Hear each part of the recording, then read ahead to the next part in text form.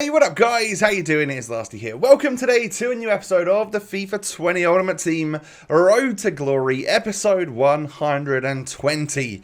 That's right, we're already 1/5 of the way through the second 100 episodes of this series. The last 20 episodes have absolutely flown by. If you do enjoy today's, do me a huge favour right at the start. Let's aim for 2,000 likes. Hit me with a thumbs up. That'd be awesome of you guys. Keep that support going. And subscribe to the channel if you're new. Click the notification bell so that you never miss an upload. So today there are a couple of things on the agenda. We start with just some menu stuff, like I'll collect my squad battles rewards and things like that from a couple days ago. Complete like one of the team of the year like challenge SBCs. We'll also complete, we'll go into a lot of the episode will be based around division rivals and getting my final icon swap token, and then of course at the end of the episode we'll take a look at the SBCs that came out last night, and we'll have a serious discussion, serious thought process about whether or not we should complete that flashback David Luiz. So as you can see here, this was actually recorded just before I did all of that pack opening stuff for yesterday's video. But it doesn't make sense. It could sort of still go into this part of the video. So I haven't actually got 35 packs in the store at this point in time. I have now opened them. But yeah, I opened my squad battles rewards to get them so that I had the packs in the store for last night's video, or yesterday's video.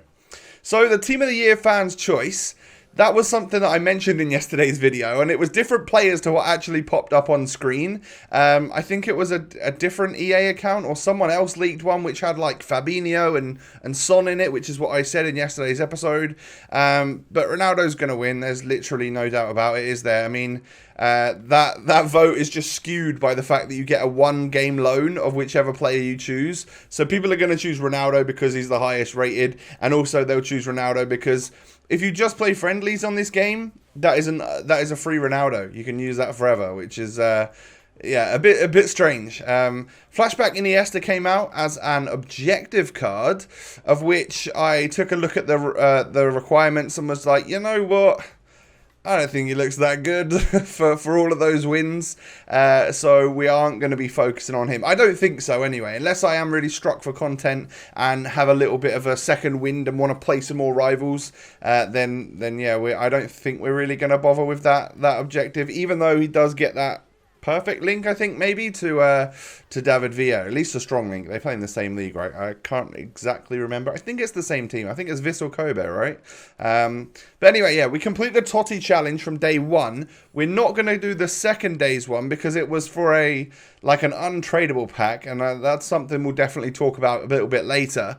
But I figured, you know what, we'll get that one done because it's another pack that we can open up, hopefully get a Team of the Year player.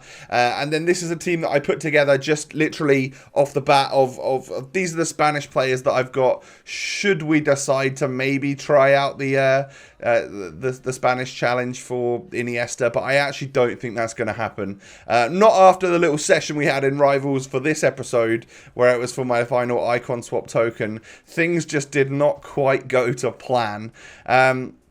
So I ended up opening up my pack, and we end up getting a board, not a walkout, not a Team of the Year, but we get English right mid from Borussia Dortmund, which of course is going to be an 84 rated Jadon Sancho, who doesn't sell for 45k anymore because it's not week one of the game. I think he's actually a very cheap player nowadays, but I was going to say it's a good first owner player that we could sort of use in a Bundesliga squad. But we've already got Serge Gnabry, which I think probably works a little bit better on this game. So something else that I've been doing a couple of hours of in the background over the last couple of days is some bronze pack method. I haven't done really much of this for a while, so I'm not really going to show you that. I'll just show you the first pack to show you that I've been doing it, and then I'll show you the transfer list after I sell a bunch of stuff. So yeah, like essentially I've just been doing a bit of that, and this time around I went from about 80k up to about 88k, and of course added probably another 100 players to my club and some more consumables and stuff. Because of the league SBCs, it does appear that there are some players that do actually sell. Every now and again, you'll get like a little Italian cam from Napoli who's bronze and sells for like 5.5k, or a German from the Bundesliga 1 who will sell for a few K as well. So you can see that there are, like right there, those two. There you go. Those are the players which really make you the money. Every now and again, that one of them will pop up, and it's just a case of trying to sell quite a lot of the stuff. I've been keeping a lot of the stuff as well, just to stock the club back up for, you know, those lower tier marquee matchups rewards and stuff. So yeah, we're getting there, but it's that sort of time of year again where we will need to build the club up, and just because it's actually working right now for the things that have value, if you just sell them, I'm typically staying in profit.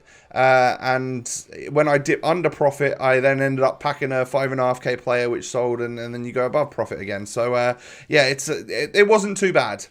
So I made a couple of last minute changes to the La Liga squad. We're actually going to bring out Vidal, because I don't really like him on this game, and put Essien in, and I can do that simply because I actually took out Ter Stegen for my first owner, Courtois.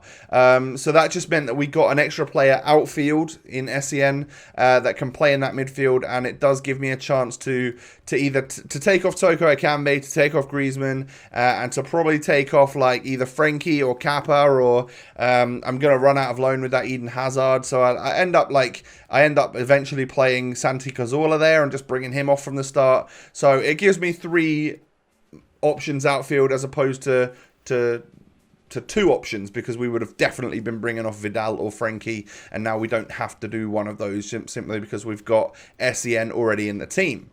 So what you're going to see here is mostly the 4 wins that we get, and then also a couple of games where I didn't quite win, but they were close matches, so of course we'll show you those.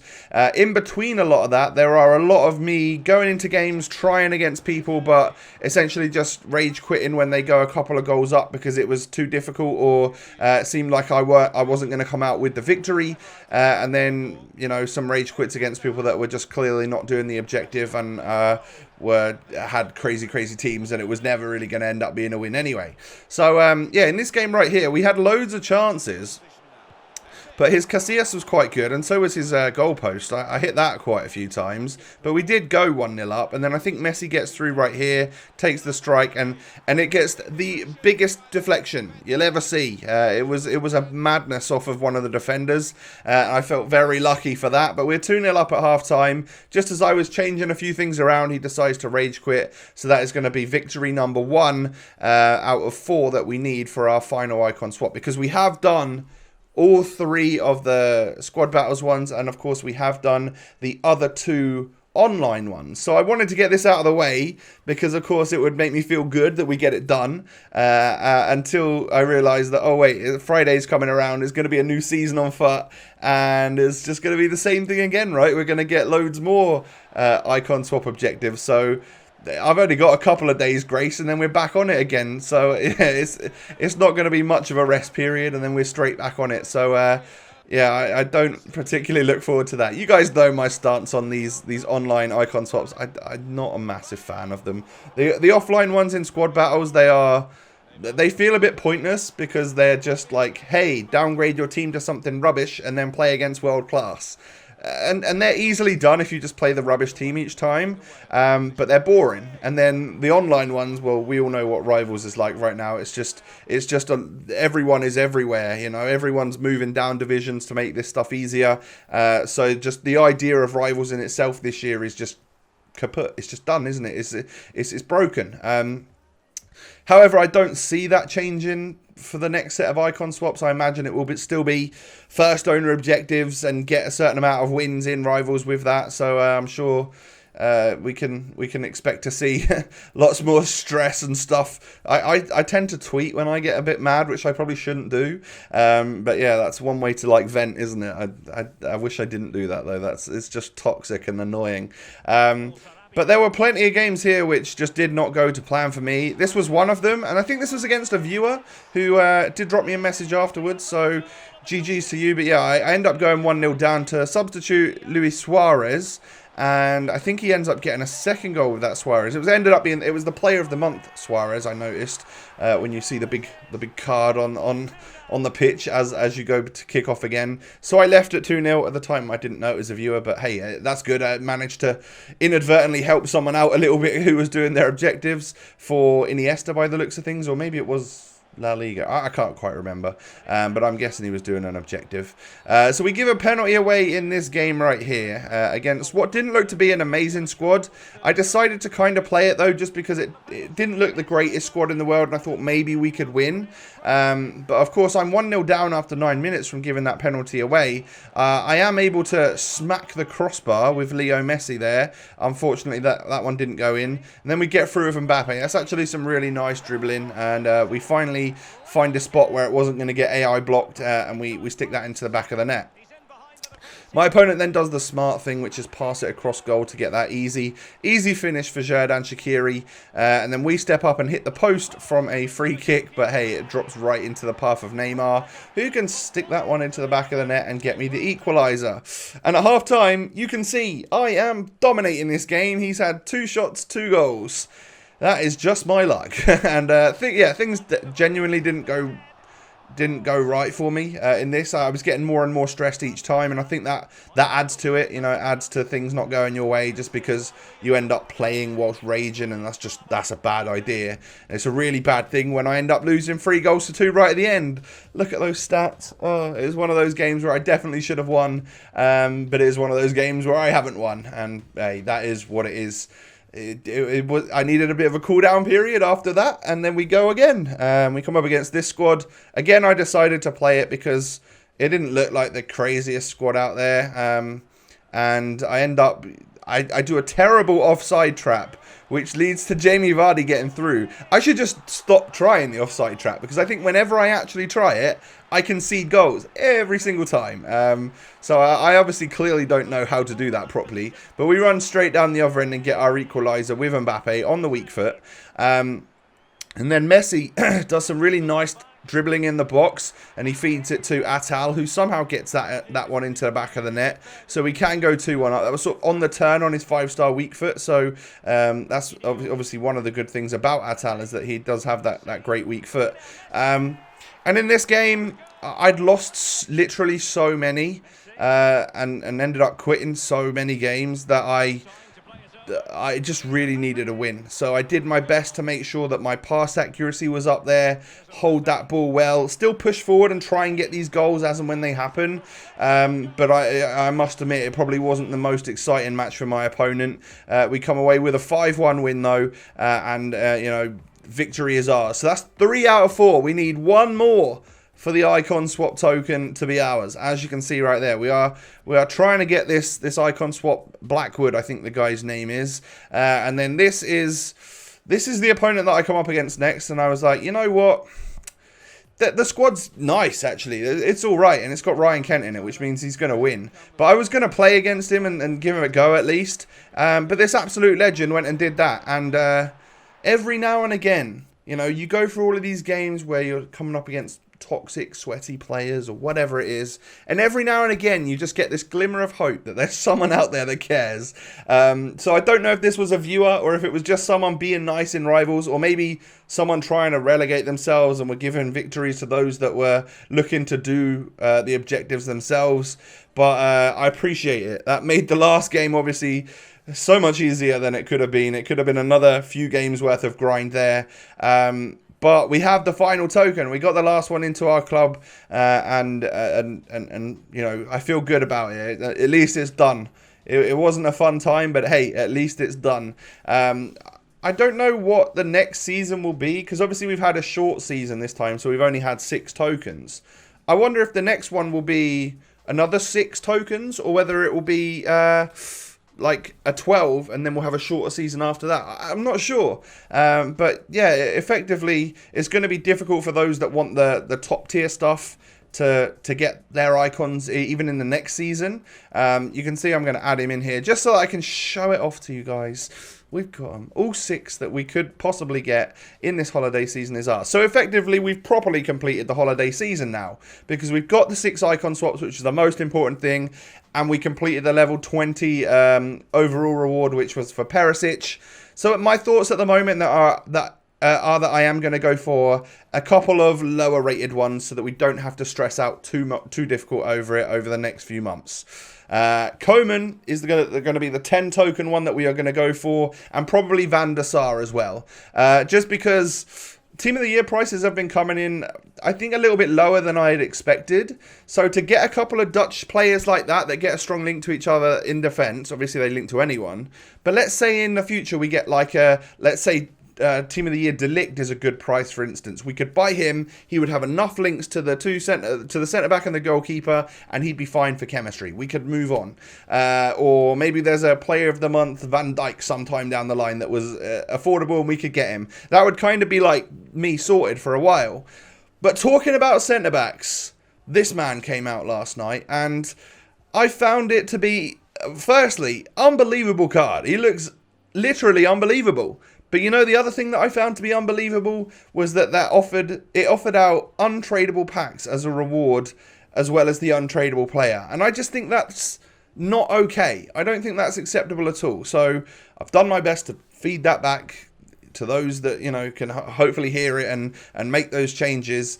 But I don't think that's acceptable at all. Even the daily Team of the Year Challenge SBC had an untradeable pack reward. I just think that leads us down the wrong path. You should be able to complete an SBC and potentially make some of the coins back from that. So I really, really hope they listen to everyone in the community. I'm hearing it loud and clear from you guys on Twitter and stuff that you just don't like the untradeable rewards. So let's hope they hear it and see it and make those changes, because you should, if you're doing a 500,000 coin SBC in David Luiz, which is someone that when I see him, I think that's an end game centre back. I could potentially sell SEN, get the coins from him, do David Luiz, because I know that is a centre back that will be in my team for the rest of this FIFA. But to know that I'm not ever going to make any of the coins back at all, there's no chance for me to pack a Team of the Year player that's tradable, or even an icon, or a Team of the Week player, or any high rated player to make some of my coins back. I find that unbelievable, and I find that just not right in the slightest. So I hope that stuff changes going forwards for future SBCs. I hope we don't start going down this path of the untradeable stuff. Like I said, it's just not right. But I have been seriously considering the David Luiz SBC just because of how good the player is. I don't necessarily mind the price of it, but if that was the cost of it, maybe a little bit cheaper with tradable rewards, I think I'd be all over that. So at the moment, I'm probably leaning towards no, I won't get him.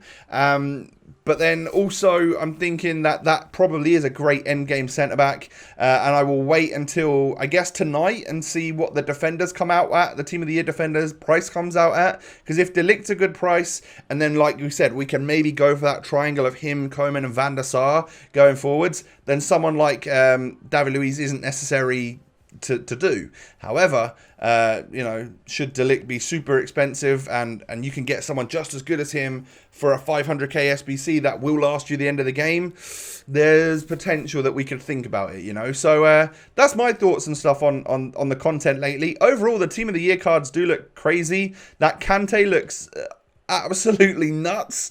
De Bruyne looks unreal as well, and of course so does Frankie. The midfielders do look very good. Interested to see how the defenders and the goalkeeper come out tonight, stats wise and stuff, and then maybe we'll start to save a couple more packs up towards the end of the week, or hopefully do some upgrade packs or something for when the full Team of the Year is out. Guys, do me a favor, hit that thumbs up button. I'd really appreciate it. This is the end of the episode. Let me know in the comment section, have you done the David Luiz SBC, or have you packed a Team of the Year? I'm very curious to know. Why don't you come follow me on Twitter and Instagram? The links are down below. Have a great day, everyone, and I will catch you tomorrow with another episode. Peace.